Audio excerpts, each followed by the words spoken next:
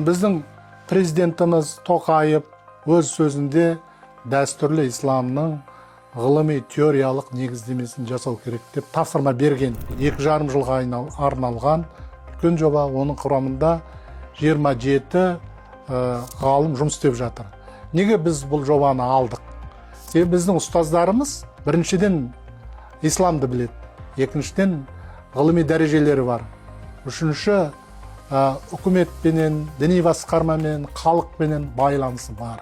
Дін мәселесі күрделі мәселе. Біздің бір жағында діндарлар бар, бір жағында басқа да дінді ұстамайтын зайырлы адамдар бар, мемлекеттің саясаты бар. Арасындағы аражық ажырап баратыр. Екі жаққа тартса, біз мемлекетіміз түбінде тұрақсыздыққа барады. Сондықтан біз халықты тыныштықта, тұтастықта, мемлекеттің тыныштығын алмайтын дұрыс бағыт қандай болу керек?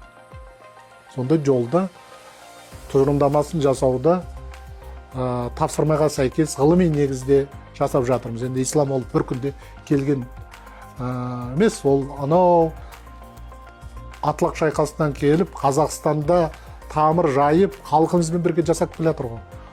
Содан бері діни жағдайда ешқандай үлкен бізде конфликтлер, дағдарыстар, қақтығыстар болған жоқ. Соңғы жылдары 10 жылдықтың кезінде лаңкестік оқиғалар болып жатыр. Ал енді біз осы лаңкестік оқиғалар неге болды? Оның себебі не? Келесі ол лаңкестік оқиғаларға болғанша күтіп отырмай соның алдын алуымыз керек. Жаңағы ислам деген жанды құбылыс екен, ол бір жағы қағаз бетіндегі емес. Бүгінгі өмірде қандай?